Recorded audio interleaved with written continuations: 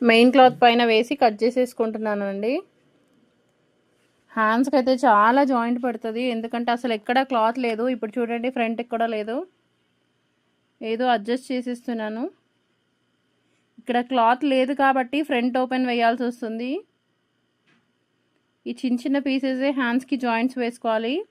నేను ఏ బ్లౌజ్కైనా సరే ఫస్ట్ హ్యాండ్స్కి జాయింట్స్ వేసుకుంటాను, ఎందుకంటే మనకి హ్యాండ్స్ ఎలివేట్ అవుతాయి కాబట్టి ఫస్ట్ మనం బ్లౌజెస్కి జాయింట్స్ వేసుకోవాలి. హ్యాండ్స్కి మాత్రం ఫస్ట్ మిగిలిన క్లాత్ చూస్తే దానికి కాజాపట్టికి దేనికైనా యూజ్ అవుతుంది కాబట్టి ఫస్ట్ మాత్రం నేను బ్లౌజ్ స్టార్ట్ చేసేటప్పుడు ఫస్ట్ టఫ్ థింగే ఎంచుకుంటానండి. ఎందుకంటే ఫస్ట్ దీనికి జాయింట్స్ వేసేసుకుంటే రిమైనింగ్ క్లాత్ కాజాపట్టికి కానీ ఇంకా దేనికి డోరీస్కి కానీ దేనికైనా యూజ్ చేసుకోవచ్చు అని నేను ఫస్ట్ హ్యాండ్స్ ముందు జాయింట్స్ వేసేసుకుంటా. హాఫ్ ఆఫ్ ద బ్లౌజ్ జాయింట్సే వస్తున్నాయండి. ఇప్పుడు ఇచ్చే క్లాత్స్ అన్నీ చాలా చిన్నగా ఉంటున్నాయి. అసలు నిజంగా టైలర్స్కి పెద్ద టాస్క్ అండి ఇలా అడ్జస్ట్ చేసి కుట్టడానికి. ఆ శారీలో బ్లౌజ్ ఇస్తారే ఇంత చిన్న చిన్న పార్ట్స్. చూడండి, హాఫ్ ఆఫ్ ద బ్లౌజ్ మొత్తం జాయింట్సే. ఈ చిన్న షోల్డర్ పఫ్ పెడుతున్నాను.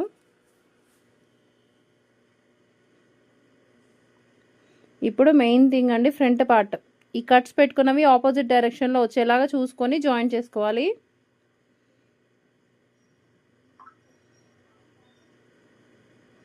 ఎక్స్ట్రా అంతా కట్ చేసేస్తున్నాను. చూడండి, అలా ఎదురుగా రావాలి. అండ్ ఫ్రంట్ కూడా కట్ చేసేస్తున్నాను, ఎందుకంటే క్లాత్ లేదు కాబట్టి ఓపెన్ సైడే వేసుకోవాల్సి వస్తుంది. ఫ్రంట్ ఓపెనే ఇస్తున్నాను.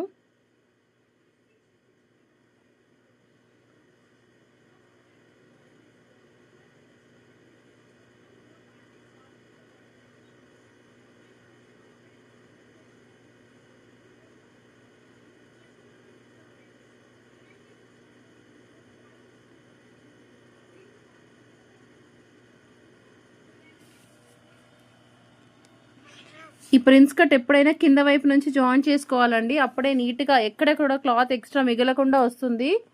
ఇది ఒక చిన్న టిప్ అండి. కింద వైపు నుంచి స్టార్ట్ చేసుకుంటే మనకి పర్ఫెక్ట్గా సెట్ అవుతుంది, లేకపోతే ఎక్స్ట్రా ఎగుడు దిగుడుగా ఉంటుంది. కాజాపట్టి ఉక్స్ పట్టి వేసేసుకోవడమే.